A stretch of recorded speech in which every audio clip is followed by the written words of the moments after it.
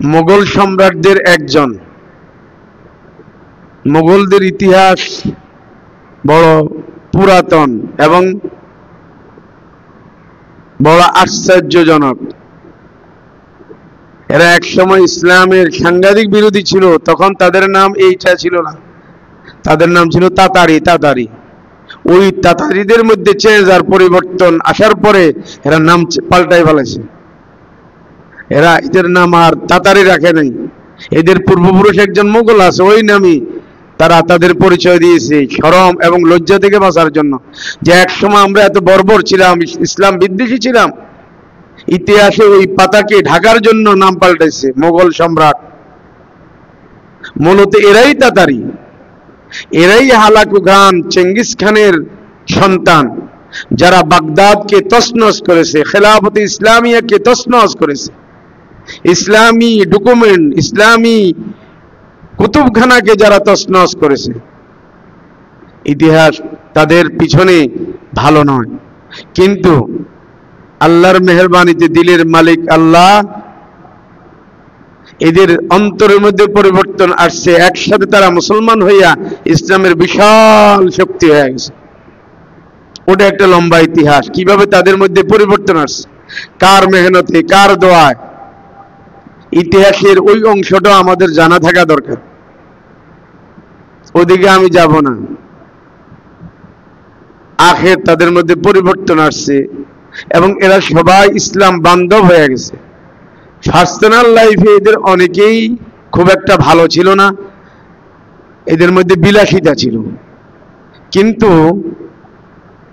মনমানসিকতায়, চিন্তা চেতনার দিক থেকে এরা সবাই, মোগল সম্রাটেরা ইসলাম বান্ধব ছিল, কোরআন বান্ধব ছিল, আসমান এলেম বান্ধব ছিল, মাদ্রাসা বান্ধব ছিল, মসজিদ বান্ধব ছিল।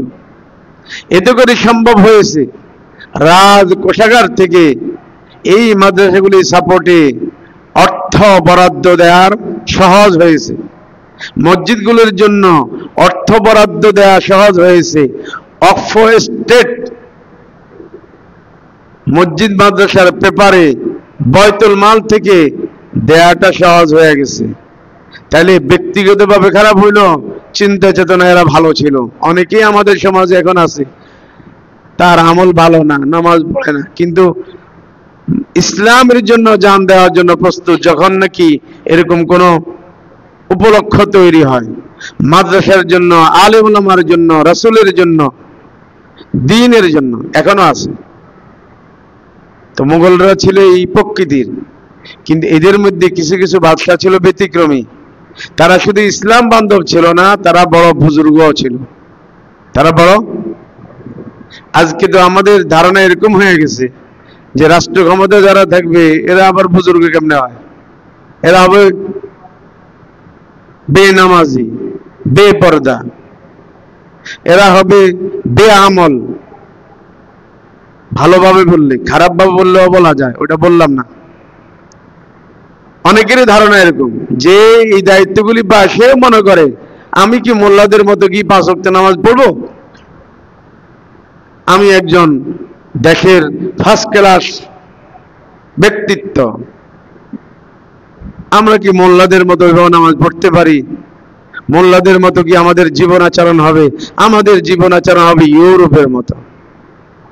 পাশ্চাত্যের অনুসরণ করাকে নিজের জন্য সৌভাগ্য মনে করে, কারণ আমাদের শিক্ষা ব্যবস্থাকে ইংরেজরা এইভাবে তৈরি করে দিয়ে গেছে।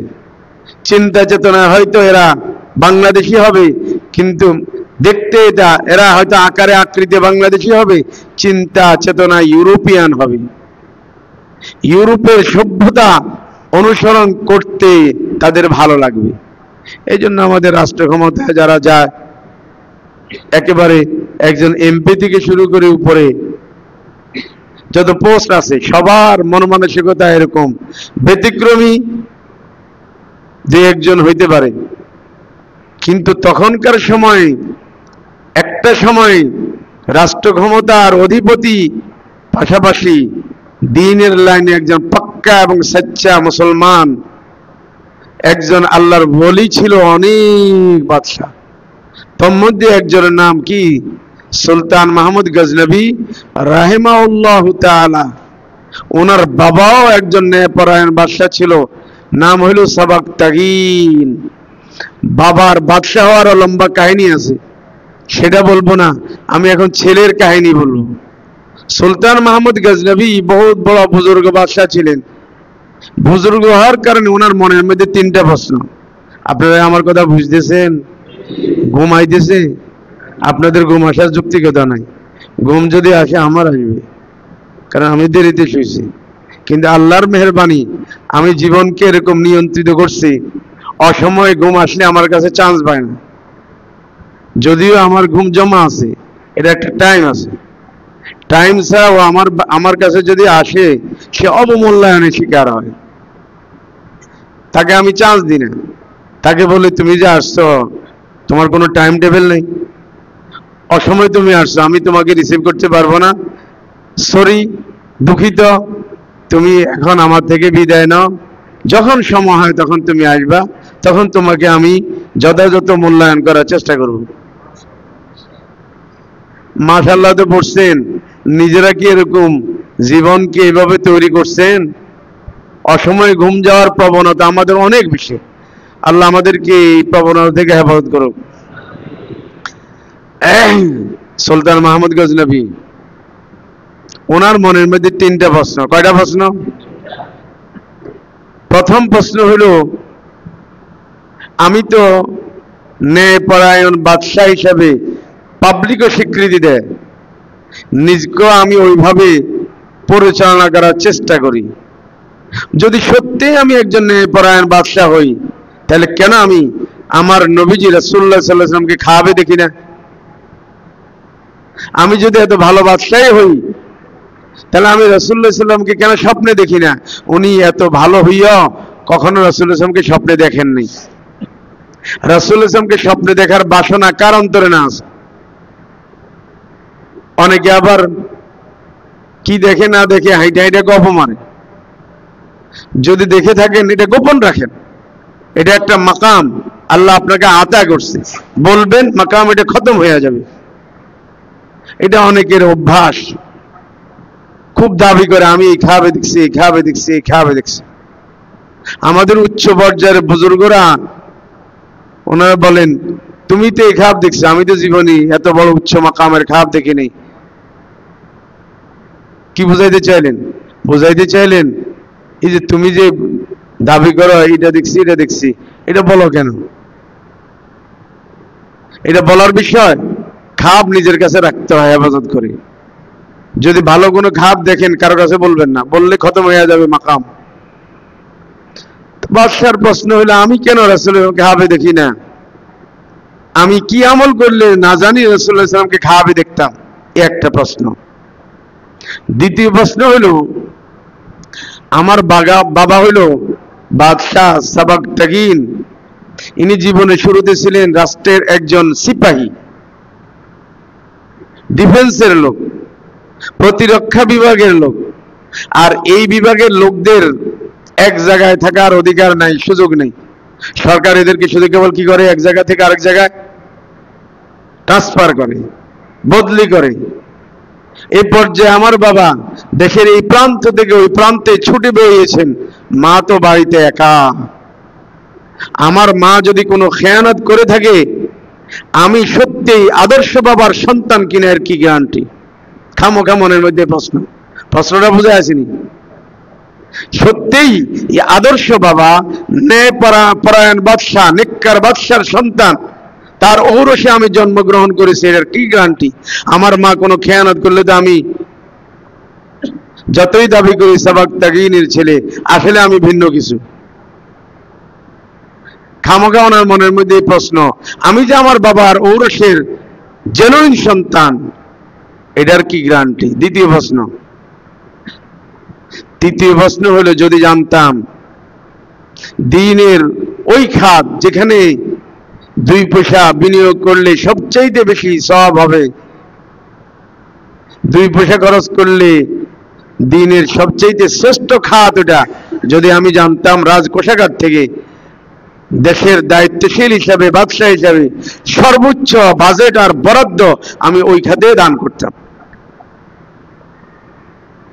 কোন খাতে খরচ করলে সবচেয়ে বেশি সওয়াব হবে এটা আমি জানি না, আমাকে কেউ যদি এটা বোঝাইতো। কয়টা প্রশ্ন? এই তিনটা প্রশ্ন নিয়ে উনি ঘুরতেছে, কাউকে বলে না, মনে মনে রাখছে।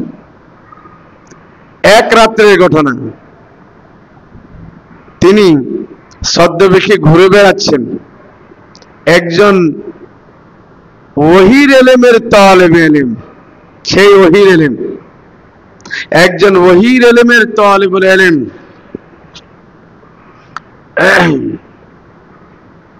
তার চেরাগ না থাকার কারণে, চেরাগে তৈল না থাকার কারণে সে অস্থির হয়ে গেছে কিভাবে পড়ালেখা করবে। এক পর্যায়ে সে দেখতে পাইল একটা বাড়ির জানলা দিয়ে ভিতর থেকে আলো আসতেছে। সে তার কিতাব, তার কোরআন, তার তাফসীর নিয়ে ওই আলোর মধ্যে যাইয়া ধৈরা ধৈরা পড়তেছে। আজকে তো আমরা অনেকে ক্রস দেখাই, অভাব দেখাই, বাড়ি থেকে টাকা দেয় না, এগুলো কি সমস্যা মনে করে এক পর্যায়ে মাদ্রাসার আঙ্গিনা ছেড়ে অন্যদিকে চলে যায়। ওই ছেলে কি এই এলেম ছাড়ছে না এলেম ধরে রাখার জন্য চেষ্টা করছে? দেখেন, আরেকজনের বাড়ির থেকে আসা ওই আলো, জানলার ফাঁক দিয়ে আসা আলোর মধ্যে পড়তেছে দাঁড়ায় দাঁড়ায়, বাদশা যাচ্ছে। বাদশাহ এই দৃশ্য দেখে এই ছেলেকে বলল, এই ছেলে তুমি এখানে কেন পড়ো? বাদশাহ বলল, কেন আমি এখানে পড়বো না, আমার তো বাতি নাই। কেন বাতি নেই? আমার বাতির তেল নাই। কেন তেল নাই? আমার পকেটে টাকা নাই। কেন টাকা নাই? আমার গার্জিয়ান আমাকে সাপোর্ট দেওয়ার মতো যোগ্যতা নাই। বাদশার খুব দয়া হইল, বাদশার ছেলেটাকে তুলে নিয়ে গেল, ভালো করে খাওয়াইল, খুব সম্মান দিল, উৎসাহ দিল। আর মনে মনে ভাবলো, আসমান ইলমের তালেব ইলম এত বড় অবজ্ঞার শিকার, আমি আল্লাহর কাছে, আল্লাহ রাসূলের কাছে কি জবাব দিব? এক পর্যায়ে বাদশাহ জিজ্ঞাসা করলো, তোমার মতে এরকম অসহায় ছেলে কি আর মাদ্রাসায় আছে? ছেলেটা জবাব দিল, আমরা যে মাদ্রাসায় পড়ি এই মাদ্রাসার নাম কওমি মাদ্রাসা। কওমি মাদ্রাসার জন্য তো সরকারের 1 টাকাও বাজেট নেই। এই জন্য এই মাদ্রাসার পড়ুয়া ছাত্ররা প্রায় অসহায়, প্রায় মাদ্রাসার বোর্ডিং এ খায়। মাদ্রাসার সাপোর্টে, অর্থ আনুকূল্য পেয়ে এরা পড়ালেখা করে বড় হয়, মুহাদ্দিস হয়, মুফতি হয়, আলিম হয়। প্রায় এরকম 2 জন হয়তো ব্যতিক্রম, 2 দিন হয়তো ব্যতিক্রম। বাদশাহ বলল, আচ্ছা ঠিক আছে, আগামীকাল আমি খবর নিমনি কি পরিমাণে ছাত্ররা এরকম অবজ্ঞার শিকার। আজকে তোমাকে পেয়েছি, এই জন্য তোমাকে একটু সম্মান করলাম। তোমার কি প্রয়োজন? 1 বছরে তোমার কত টাকার প্রয়োজন? ছেলে একটা আইডিয়া দিল। বাদশাহ একসাথে 1 বছরের খরচ ওই ছেলেকে দিয়ে মাদ্রাসা পাঠিয়ে দিল। রাত্রেই বাদশাহ যখন শুইতে গেল, খাব শুরু হয়ে গেল। খাবে দেখতেছেন, স্বপ্নে দেখতেছেন রাসূলুল্লাহ সাল্লাল্লাহু আলাইহি সাল্লাম ওনাকে লক্ষ্য করে বলতেছেন, হে সাবাকতাগিনের ছেলে, হে। ওনার জীবনের প্রশ্নের কয়টা হল হয়ে গেছে? স্বপ্ন শুরু হয়েছে নি? স্বপ্নে এতদিন আটকা ছিল কেন? উনি সঠিক জায়গায় বিনিয়োগ করে নাই, শ্রেষ্ঠ জায়গায় বিনিয়োগ করে নাই। আজকে যখন শ্রেষ্ঠ জায়গায় বিনিয়োগ করছে, স্বপ্ন চালু হয়ে গেছে। রাসূলুল্লাহ সাল্লাল্লাহু আলাইহি সাল্লামকে খাবে পেয়ে গেলেন, আর রাসূলুল্লাহ সাল্লাল্লাহু আলাইহি ওয়াসাল্লাম ওনাকে সম্বোধন করছেন কি বলে? হে সাবাকতাগিনের ছেলে। তাহলে উনি যে ওনার আদর্শ বাবা বাদশাহ সাবাকতাগিনের জেনুইন ছেলে, এটা প্রমাণিত হয়েছে নি? 2টা হল। এবার তৃতীয়টা, যে জায়গায় খরচ করলে সবচাইতে বেশি সওয়াব হবে, এই প্রসঙ্গে রাসূলুল্লাহ সাল্লাল্লাহু আলাইহি ওয়াসাল্লাম কি বললেন?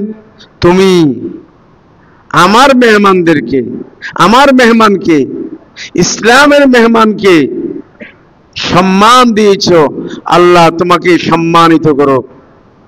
আল্লাহ তোমাকে দুনিয়াতে ইজ্জত ওয়ালা করুক, আখিরাতে জান্নাত ওয়ালা করুক। রাসূলুল্লাহ সাল্লাল্লাহু আলাইহি ওয়াসাল্লাম যখন এই দোয়া দিলেন, স্বপ্ন ভেঙে গেল। ওনার জীবনের 2 মাসলা না 3 মাসলা হলো হয়ে গেল।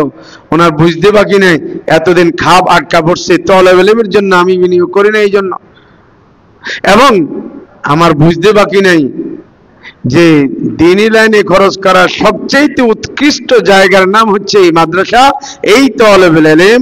এখানে বিনিয়োগ করতে হবে।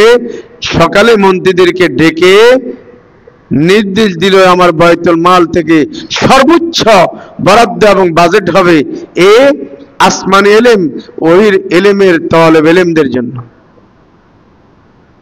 এই ঘটনা দ্বারা কি বোঝা গেল? যারা সহযোগী পক্ষ তাদের সহযোগিতার সবচেয়ে শ্রেষ্ঠ জায়গার নাম কি?